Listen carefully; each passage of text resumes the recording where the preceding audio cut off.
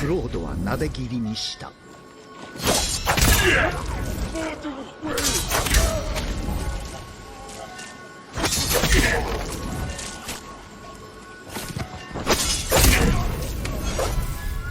今ので最後。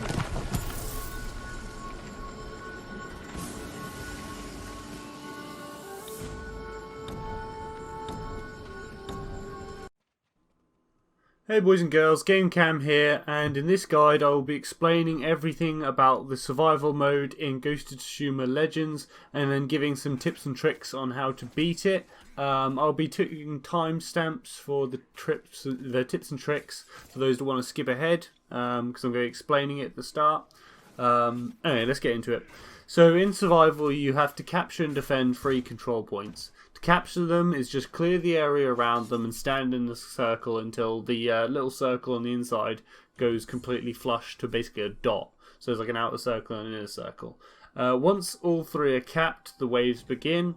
You'll hear a horn, flares will go up near where the enemy's coming from, so you'll be able to see the objective marker will also start to flash yellow. If the enemies head directly to the objective, they only stop to attack the player sometimes, or if they are attacked, and even then sometimes they'll just keep walking. Bear in mind that the attacks start one at a time, but while they're attacking an area, they might start attacking another area, so keep your eye on the zone markers. If the enemy captures a zone, then your team's health is reduced and you can't get it back till the next boss wave. If the enemy captures all 3 zones, then you lose. Boss waves come every 5th wave. It'll apply a random modifier to all enemies, like toxic clouds when an enemy dies, or when they set the ground on fire when they die. They tend to attack only 1 zone during a boss wave, but sometimes they'll do 2 or 3. Most cap points, enemies will only come one way, so most of the zones enemies will only come from one direction. There's only a couple where they'll come from 2. If you lose a cap point, then you'll find enemies coming from random ways because they're pathfinding. Instead of going to one point, their pathfinding will start going for the other 2 points from the original spawn that they had for that objective. If you look at the top right of your screen, you'll see a number. This is the number of points you have to buy gifts with.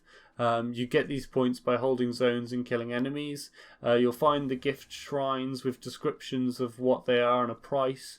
Only 1 of each can be owned at any one time, so if your mate buys a spirit bear, then you can't buy it until he uses it. You can buy gifts again once you use it, but they're only 1 use, so once you activate it, you lose it until you buy it again. You can activate them by pressing up on the D-pad. So that's pretty much what survival is. I'm now going to go into some tips and tricks on how to do better at it. There's a lot of stuff that the mistakes that people make are usually pretty simplistic. So we're just going to go over a few of them and what I've learned to do a lot better at it. First off, loadouts. I would look at your gear and try using stuff that affects groups, as a lot of the time you're going to be in these circles holding off large groups of enemies.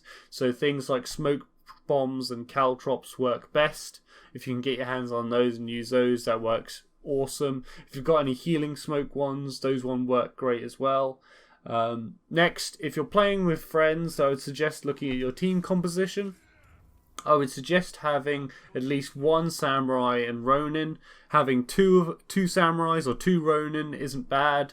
It's a possibility. If I was going to choose my team composition, then I'd probably go with 2 samurai, a ronin, and a huntress. I'll explain why in a little bit. I would use the first 2 waves to get to know the map. Where the enemies come from, where you can buy gifts, fastest way between all the zones, where all the healing drums are, etc. Once you know the map, you then can figure out exactly where you're going, the most efficient ways of getting around, how to get from point A to point B, etc, etc. Now you need to be thinking about where you're going to be during the waves. This depends on your class and your team. So samurai are the main clearing force. They got abilities that clear out large groups of enemies very fast while gaining health. So they need to be on the points with the most enemies. They're basically the front line damage and tanks for groups. Ronin can handle groups of enemies, but they're more of a delay until the samurai or some other help comes to sort of bail them out. So, like, you'd put them on secondary or tertiary points to try and, like, keep them from being capped, but they wouldn't do much in the way of just clearing out groups. Huntress can help cut down enemies before they reach the zones and cover players that are in the zones.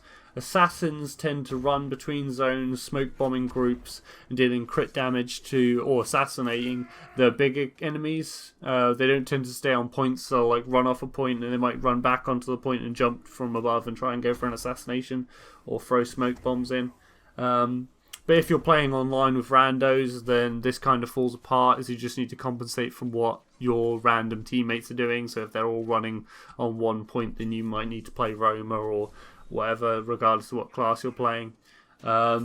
I would suggest having 2 players hold down points, Samurai or Ronin, and then having 2 roamers staying in a spot between the objectives. Here's one I quite like for the beach map. This is a nice good one because you can get between all the map areas quite quickly. If you've got the roamers, they tend to be Hunter, Assassin, or maybe Ronin, if you've got a Ronin that can go between points.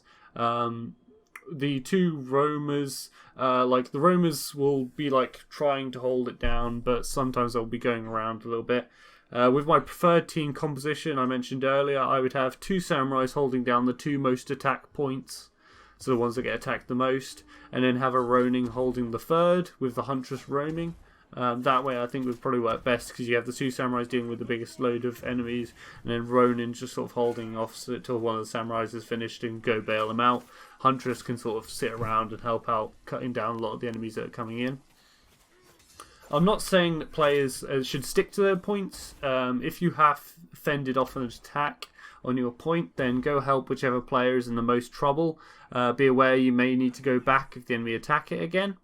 That reminds me, if you keep an eye on your teammates' health on the left, this was valuable information that will affect what you do. If you've got a guy on another point dying, then as a Ronin you may need to get there to heal them, or as a Samurai you may need to go over to that point to bail them out and clear out all the enemies to help them keep that point, because if you start losing points and your health goes down, then things get a lot harder.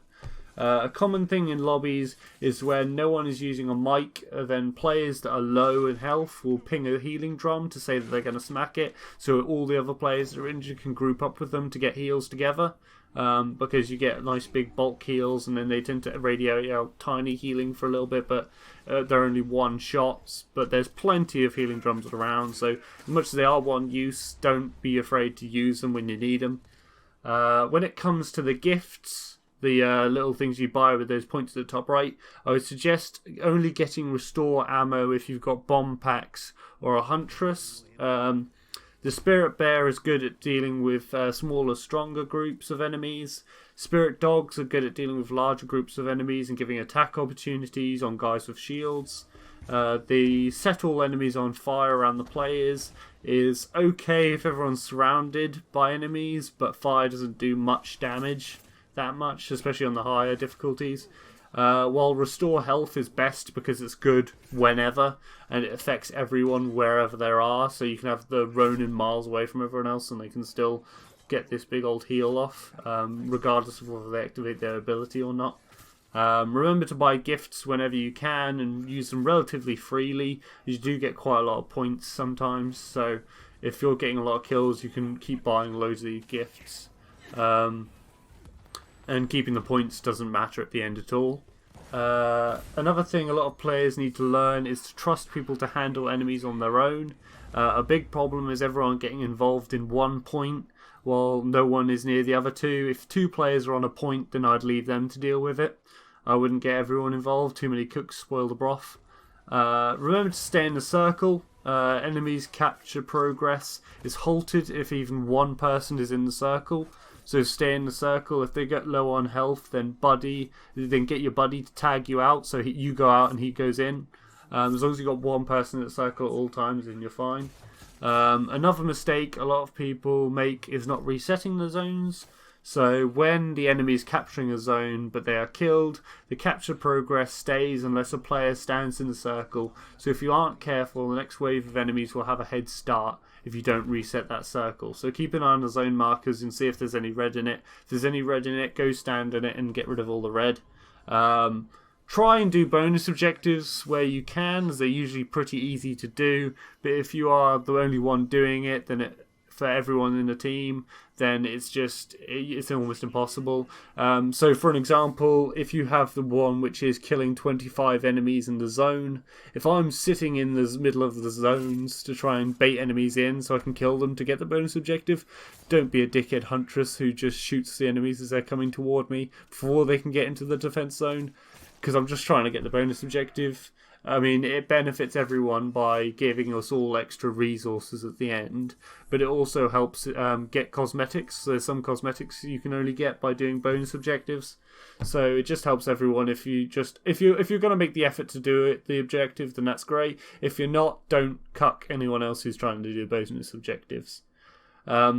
So that brings us pretty much to the end. I don't think I've got much more tips or tricks. Obviously, the game's only been out for a weekend, so I've only put in about 20 hours into it already. But yeah, if there's anything you want to ask, put it in the description. I'll probably make another guide for survival later on as I learn more and the game progresses and things. I hope this stuff helps you. If it does, let me know. Thank you very much for watching, and catch you later.